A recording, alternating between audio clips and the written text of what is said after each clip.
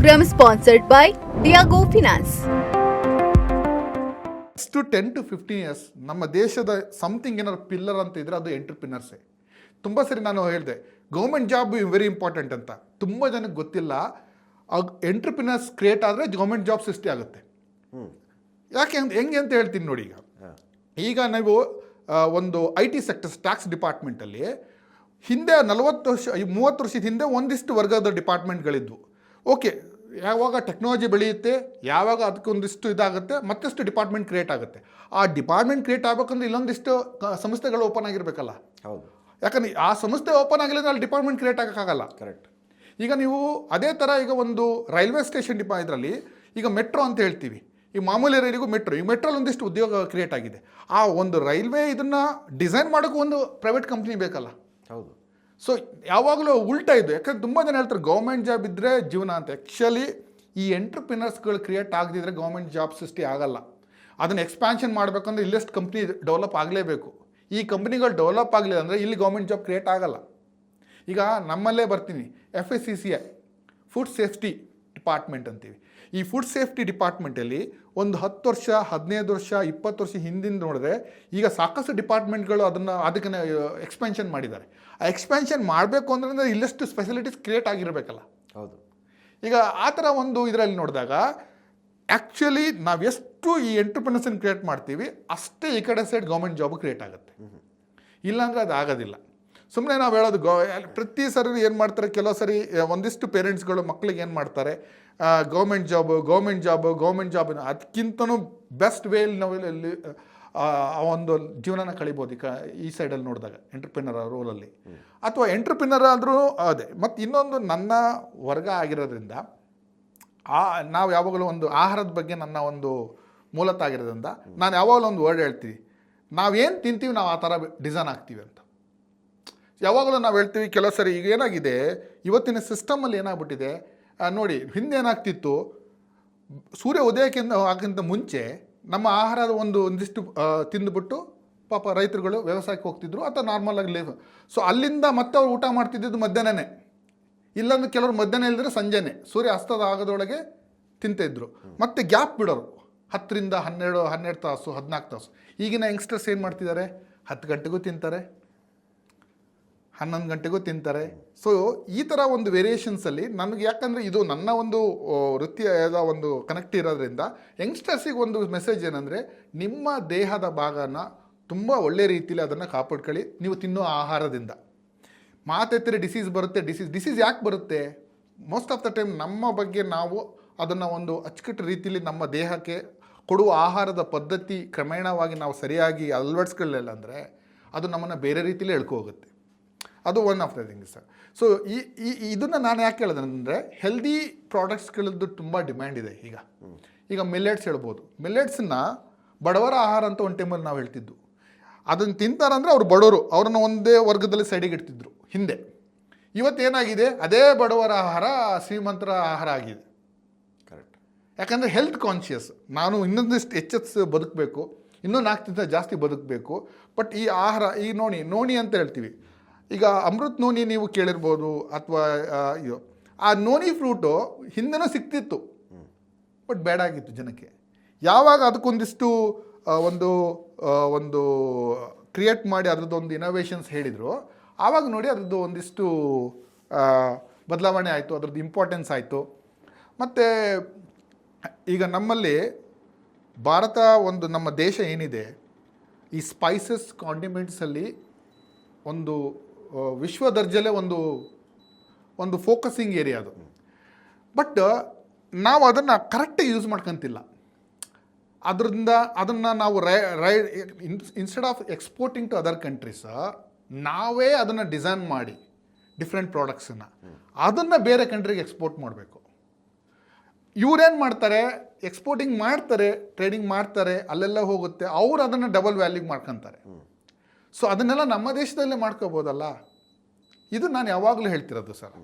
So ಹಾಗಾಗಿ ನಾನು ಹೇಳೋದು ಅಗ್ರಿ ಎಂಟರ್ಪ್ರಿನರ್ಸು ಆಹಾರ ಮತ್ತು ಆಹಾರದ ಈಗ ನೋಡಿ, ಒಬ್ಬ ವ್ಯಕ್ತಿ ಒಂದಿಷ್ಟು ಸ್ಥಾನಮಾನ ಅದನ್ನು ತಗೋಬೇಕು. ಈಗ ನಾನು ವರ್ಗೀಸ್ ಕುರಿಯನ್ನು ವೈಟ್ ರೆವಲ್ಯೂಷನ್ ಅಂತ ಮಾಡಿದರು, ಮಿಲ್ಕ್ ರೆವಲ್ಯೂಷನ್ ಮಾಡಿದರು. ಸೊ ಅವ್ರು ಪಟ್ಟಂಥ ಶ್ರಮ ಇದೆಯಲ್ಲ ಅದು ಬೇರೆ ಥರನೇ. ಪಾಪ ಅವರು ಇವತ್ತಿಗೂ ಅವ್ರು ಕೊನೆಯವರೆಗೂ ಹಾಲು ಕುಡಿತಿರಲಿಲ್ಲ, ಬಟ್ ಅವ್ರು ಕೊಟ್ಟಂಥ ಕ್ರಾಂತಿ ಇದೆಯಲ್ಲ ಅದು ಡಿಫ್ರೆಂಟ್. ಸೊ ಈಗ ನಾನು ಅದೇ ಒಂದು ವಿಷನ್ ಇಟ್ಕೊಂಡು ನನ್ನ ಕೈಲಿ ಏನಾಗುತ್ತೆ ಕೈಲಾದ ಸಪೋರ್ಟು ನಾನು ಮಾಡಬೇಕು ಅಂತೇಳಿ ಅಕ್ರಾಸ್ ದ ಇಂಡಿಯಾ ನನ್ನ ಕೈ ಏನಾಗುತ್ತೆ ಆ ಥರ ಕನೆಕ್ಟ್ ಮಾಡಿ ಒಂದಿಷ್ಟು ರೂರಲ್ ಎಂಟರ್ಪ್ರಿನರ್ಸನ್ನು ರೆಡಿ ಮಾಡಬೇಕು. ಈಗ ಒಂದು ಟೈಮಲ್ಲಿ ಸಿವಿಲೈಸೇಷನ್ ಅಂತ ಆಯಿತು, ಇಂಡಸ್ಟ್ರಿಯಲ್ ಸಿವಿಲೈಸೇಷನ್ ಅಂತ. ಬಟ್ ನಾನು ಹೇಳ್ತಿರೋದು rural civilisation is very important ಇವಾಗ. ರೂರಲ್ ಸಿವಿಲೈಸೇಷನ್ ಯಾಕೆ ಇಂಪಾರ್ಟೆಂಟ್ ಅಂದರೆ ನಾನು ಎಲ್ಲ ಯಂಗ್ಸ್ಟರ್ಸಿಗೆ ಏನಂದರೆ ನೀವು ನಿಮ್ಮ ರೂರಲ್ ಸೆಕ್ಟರ್ಸ್ಗಳಲ್ಲಿ ಇಂಡಸ್ಟ್ರಿಗಳನ್ನು ಡೆವಲಪ್ ಮಾಡಿ, ಅದಕ್ಕೊಂದು ಹೊಸ ಕ್ರಾಂತಿನ ಸೃಷ್ಟಿಸಿ ಅಂತ. ಯಾಕಂದರೆ ರೂರಲ್ ಸೆಕ್ಟರಲ್ಲಿ ಒಂದು ಜಾಬ್ ಕ್ರಿಯೇಟ್ ಆಗಬೇಕು, ಅಲ್ಲೊಂದಿಷ್ಟು ಅವೇರ್ನೆಸ್ ಬರಬೇಕು, ಮತ್ತು ಇದಕ್ಕೊಂದು ನೆಕ್ಸ್ಟ್ ಜನ್ರೇಷನ್ಗೆ ಒಂದು ಹೊಸ ದಾರಿ ಮಾಡಿಕೊಟ್ಟಂಗೆ ಆಗುತ್ತೆ ನಾವು. ಸೊ ಆ ಒಂದು ಇದರಲ್ಲಿ ನೋಡಿದಾಗ ಈ ಒಂದು ಫುಡ್ ಅಗ್ರಿ ಎಂಟರ್ಪ್ರಿನರ್ಸ್ ಅಥವಾ ಸ್ಟಾರ್ಟಪ್ ಇನೋವೇಷನ್ಸ್ ಅನ್ನೋದು ನಾನು ಎಲ್ಲರಿಗೂ ಏನು ಹೇಳೋದು ಅಂದರೆ ನಮ್ಮಲ್ಲಿ ತುಂಬ ಇನ್ಕ್ಯುಬೇಷನ್ ಸೆಕ್ಟರ್ಸ್ ಇದೆ, ಅಟಲ್ ಇನ್ಕ್ಯುಬೇಷನ್ ಸೆಕ್ಟರ್ಸ್ ಇದೆ, ಅಥವಾ ನಮ್ಮ ಕರ್ನಾಟಕ ಗೌರ್ಮೆಂಟಿಂದನೇ ಅದಕ್ಕೆ ITBT ಇಂದ ತುಂಬ ಸಪೋರ್ಟ್ ಮಾಡ್ತಾರೆ. ಡಿಪಾರ್ಟ್ಮೆಂಟ್ ಆಫ್ ಬಯೋಟೆಕ್ನಾಲಜಿಗೆ ಅಥವಾ ಕೆಲವೊಂದು ಇದಕ್ಕೆ ವರ್ಗಕ್ಕೆ ತುಂಬ ಫೈನಾನ್ಷಿಯಲ್ ಸಪೋರ್ಟ್ ಮಾಡ್ತಾರೆ. ನಾನು ಎಲ್ವೇಟ್ ಬಗ್ಗೆ ಹೇಳಿದೆ, 50 ಲಕ್ಷ ಕೊಡ್ತಾಯಿದ್ರು ಲಾಸ್ಟ್ ಟೈಮು.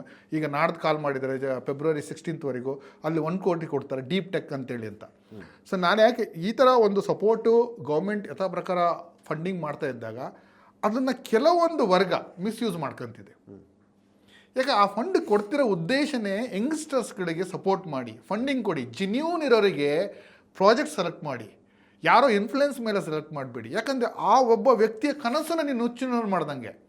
ಯಾರೋ ಫನ್ನಿಗೆ ಸ್ಟಾರ್ಟಪ್ ಮಾಡೋರಿದ್ದಾರೆ, ಅವ್ರು ಬಿಟ್ಬಿಡಿ. ಈಗ ನಾನೇ ಗೈಡ್ ಮಾಡ್ತೀನಲ್ಲ, ಅವರ ನೋವನ್ನು ನಾನು ಅರ್ಥ ಮಾಡ್ಕೊತೀನಿ, ಅವ್ರ ಜೊತೆ ನಿಲ್ತೀನಿ. ನೀವು ನಂಬೋದಿಲ್ಲ, ನಾನು ಗೈಡ್ ಮಾಡ್ತಿದ್ದೀನಿ ಕೆಲವು ಎಂಟರ್ಪ್ರಿನರ್ಸಿಗೆ. ಅವ್ರ ಹತ್ರ ನಾನು ಇವನು 1 ರೂಪಾಯಿನೂ ಚಾರ್ಜ್ ಮಾಡಿಲ್ಲ, ನೀವು ಗೆಲ್ಲಿ ಸರ್ ಆಮೇಲೆ ನನಗೆ ಕೊಡಿ ಅಂತ ಹೇಳಿದ್ದೀನಿ. ಈಗ ಯಾವುದೋ ಒಂದು ಮಿಷಿನ್ ಡಿಸೈನ್ ಮಾಡ್ತೀನಿ, ಆ ವ್ಯಕ್ತಿ 18 ತಿಂಗಳಿಂದ ಬರೀ ಮಿಸ್ಸಸ್ಸಿಗೆ ಮಾತ್ರ ಹೇಳಿದ್ದಾನೆ ಜಾಬ್ ಬಿಟ್ಟಿದ್ದೀನಿ ಅಂತ, ತಂದೆ ತಾಯಿಗೆ ಹೇಳಿಲ್ಲ. ಬೆಳಗ್ಗೆ ಹೋದ ತಕ್ಷಣ ನಾನು ಜಾಬಿಗೆ ಹೋಗ್ತಿದ್ದೀನಿ ಅಂತ ಹೇಳ್ತಿದ್ದಾರೆ. ಸೊ ನಾವೇನು ಮಿಷಿನ್ ಡಿಸೈನ್ ಮಾಡ್ತಾ ಇದ್ದೀವಿ, it's A next level of India's first machine ನಾವು ಡಿಸೈನ್ ಮಾಡ್ತಿರೋದು. ಆ ವ್ಯಕ್ತಿಯಾಗ ನೋವನ್ನು ನಾನು ಕೆಲವು ಸರಿ ತುಂಬ ಡಿಪ್ರೆಸ್ ಆಗ್ತಾರೆ, ನಾನು ಅವ್ರಿಗೆ ನಿತ್ಯ ಹೇಳಬೇಕಾಗತ್ತಿಲ್ಲ ನೀವು ಗೆಲ್ತೀರಾ, ನಾನು ಅದಕ್ಕೆ ಸಪೋರ್ಟ್ ಮಾಡ್ತೀನಿ. ಈಗ ನೋಡಿ, ನಾನು ಕೊಯಂಬತ್ತೂರಿಗೆ ಅಲ್ಲಿದ್ದ ನಾಳೆ ನಂಗೆ ಟಾಕ್ ಇರೋದಲ್ಲಿ, ನಾನು ಇನ್ನೂ ಮೈಂಟಲಿ ಇನ್ನೂ ಪ್ರಿಪರೇಷನ್ ಇದೆ. ಬಟ್ ಏನೋ ಕ್ವಾರಿ ಬಂತು, ಅದೇನೋ ಸ್ವಲ್ಪ ಟೆಕ್ನಿಕಲಿ ಇದಾಯಿತು ಮಿಷಿನ್ದು. ಸೊ ಅದಕ್ಕೋಸ್ಕರ ನಾನು ಡಿವೈಡ್ ಮಾಡಿ ಟ್ರಾವೆಲ್ ಮಾಡಿದೆ ಇಲ್ಲಿಗೆ.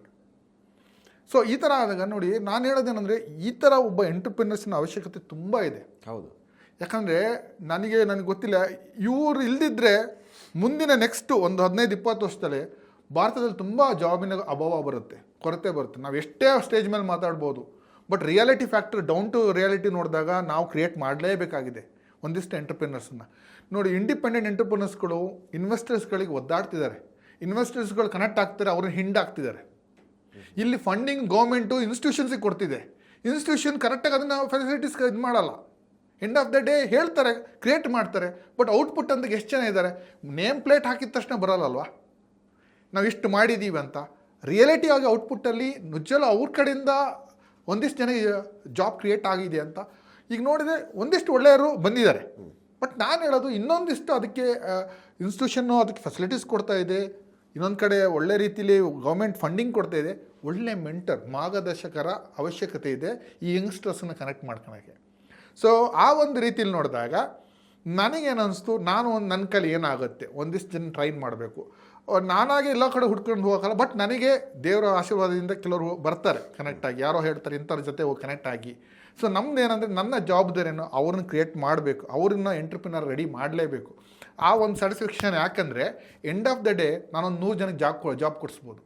ಆ ವ್ಯಕ್ತಿ ಒಬ್ಬ ಗೆದ್ದರೆ ಇನ್ನೊಂದು 100 ಜನಕ್ಕೆ ಜಾಬ್ ಕ್ರಿಯೇಟ್ ಆಗುತ್ತೆ, ಇನ್ನೊಂದು 100 ಜನದ ಫ್ಯಾಮಿಲಿ ಬೆಳೆಯುತ್ತೆ, ಅದರ ಜೊತೆಗೆ ದೇಶದ ಒಂದು ಅಭಿವೃದ್ಧಿಗೂ ಹೆಲ್ಪ್ ಆಗುತ್ತೆ. ಆ ಒಂದು ಇದು ಬೇಸಿಸ್ ಮೇಲೆ ನನ್ನ ಒಂದು ಏನಿದೆ ಅಗ್ರಿ ಎಂಟರ್ಪ್ರಿನರು ಅಥವಾ ನಾರ್ಮಲ್ ಸ್ಟಾರ್ಟಪ್ಸ್ಗಳಿಗೆ ಗೈಡ್ ಮಾಡಬೇಕು ಅನ್ನೋದು ನನ್ನ ಮೂಲ ಉದ್ದೇಶ. ಅದರ ಒಂದು ಇದ್ರ ಮೇಲೆ ಈಗ ನಾನು ತಮಿಳ್ನಾಡಿಗೆ ಹೋದಾಗ ನಾನು ಆಹಾರದ ತಜ್ಞ ಆದರೂ ನನಗೆ ಹೇಳಿದರು, ಸರ್ ನೀವು ಇಂಟರ್ನ್ಯಾಷನಲ್ ಕಾನ್ಫರೆನ್ಸ್ ಆಗಿರೋದ್ರಿಂದ ಕೊಯಂಬತ್ತೂರಲ್ಲಿ ನೀವು ಆಹಾರದ ಬಗ್ಗೆ ಮಾತಾಡಿ ಅಂದರು. ಸರ್ ನಾನು ಆಹಾರದ ಬಗ್ಗೆ ಒಂದು 10 ನಿಮಿಷ ಮಾತಾಡ್ತೀನಿ, but still I will speak on rural entrepreneurship. ಆ ರೂರಲ್ ಎಂಟರ್ಪ್ರಿನರ್ಗಳ ಅವಶ್ಯಕತೆ ತುಂಬ ಇದೆ ಇವತ್ತಿನ ಒಂದು ಪ್ರೆಸೆಂಟ್ ಸಿಚುವೇಶನ್ಸ್ ನೋಡಿದರೆ. ನಾನು ಅದ್ರ ಬಗ್ಗೆನೇ ಗೈಡ್ ಮಾಡ್ತೀನಿ ಅಲ್ಲಿ ಮಕ್ಕಳಿಗೆ ಅಂದೆ. ಓಕೆ ಸರ್, ನಿಮ್ಮ ಇಷ್ಟ ಅಂದರು. ಸರ್ ನನ್ನ ಉದ್ದೇಶನೇ ಅದು. ಸೊ ನಾವು ತುಂಬನೇ ಪೇಜ್ ತುಂಬ ಸ್ಟಾರ್ಟಪ್ಪು ಇನೋವೇಷನ್ಸು ಅಥವಾ ಈ ಥರ ಪ್ರೋಗ್ರಾಮ್ ಮಾಡ್ತಿಂದ ಆಗಲ್ಲ. ರಿಯಾಲಿಟಿ ಡೌನ್ ಟು ಅರ್ತ್ ಅಥವಾ ಅವ್ರ ಜೊತೆ ಸೇರಿ ಅವ್ರಿಗೆ ಸಪೋರ್ಟ್ ಮಾಡಬೇಕಾಗಿದೆ. ಯಾಕಂದ್ರೆ ನನ್ನ ಹತ್ರ ತುಂಬ ಜನ ಬರೋರೆಲ್ಲ ಸಾಫ್ಟ್ವೇರ್ ಇಂಜಿನಿಯರ್ಸ್ಗಳು ಮತ್ತು ಕೆಲವರು ಫೋನ್ ಮಾಡ್ತಾರಲ್ಲ, ಫಂಡಿಂಗ್ ಒದ್ದಾಡ್ತಿದ್ದಾರೆ ಅವರು. ತುಂಬ ಒಂದು 50 ಲಕ್ಷ ಫಂಡಿಂಗ್ ಒದ್ದಾಡ್ತಿದ್ದಾರೆ. ಹೋಗಲಿ, ಅವ್ರ ಇನೋವೇಷನ್ಸ್ನ ಬರದೆ ನಾನು ಕೆಲ ಕಡೆ ಫಂಡಿಂಗ್ ಹಾಕಿದರೆ ಸಿಗಲ್ಲ ಅವರಿಗೆ.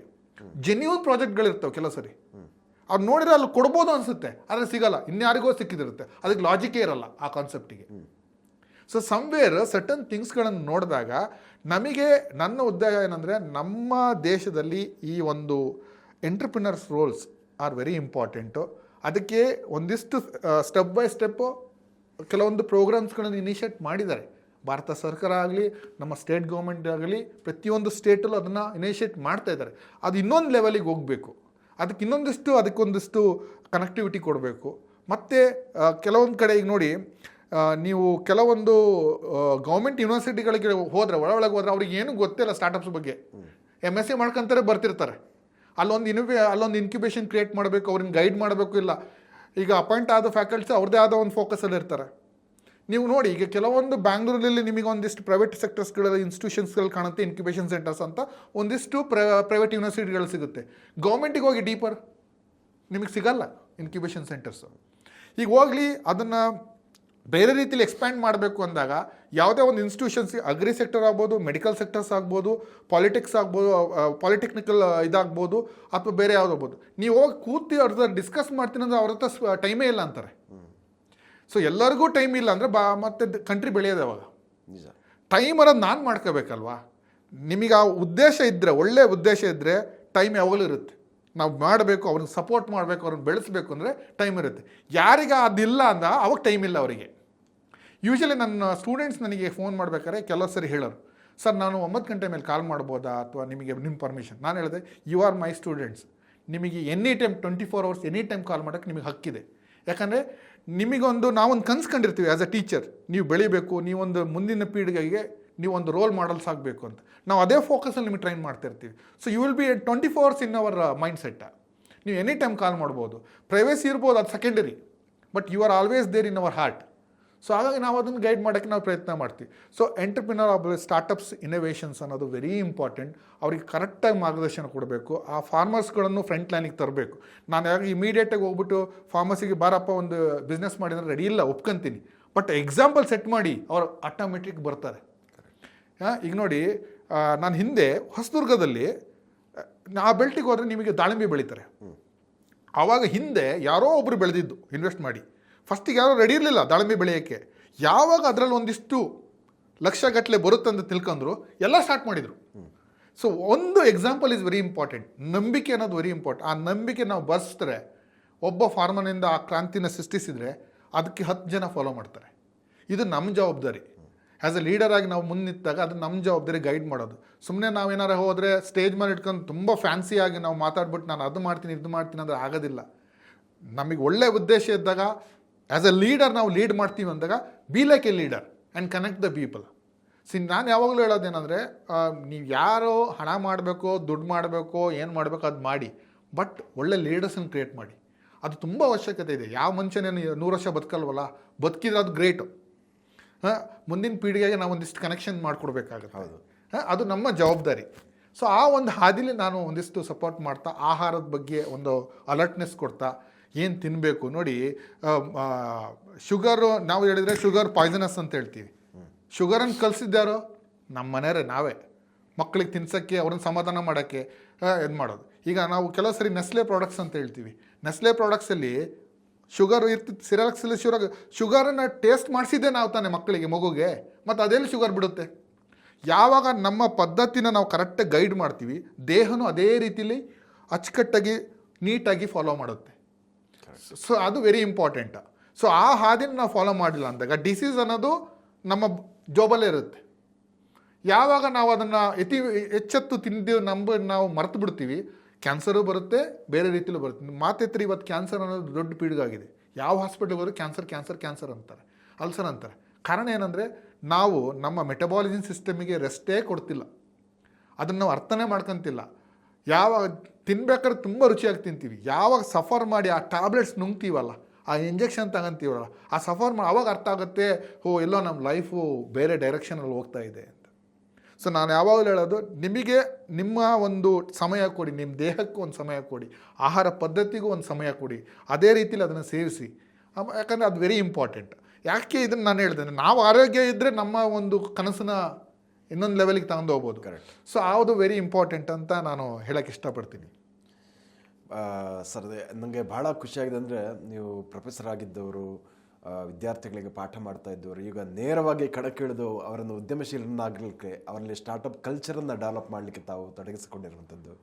ಸೊ ಭಾಳ ದೊಡ್ಡ ಆದರ್ಶ ಅಂತ ನನಗೆ ಅನ್ನಿಸ್ತಾ ಇದೆ. ಸೊ ಹಾಗಾಗಿ ಖಂಡಿತವಾಗಿ ಕೂಡ ಈ ರೀತಿಯ ಒಂದು ಮಾರ್ಗದರ್ಶನ ನಮ್ಮ ಯುವಜನತೆಗೆ ಬಹಳ ಅಗತ್ಯ ಇರುವಂಥದ್ದು. ಮುಖ್ಯವಾಗಿ ನೀವೇ ಹೇಳಿದ ಹಾಗೆ ಈ ಮುಂದಿನ ತಲೆಮಾರಿನ ಭವಿಷ್ಯ ಅವರ ಕೈಯಲ್ಲಿರುವಂಥದ್ದು.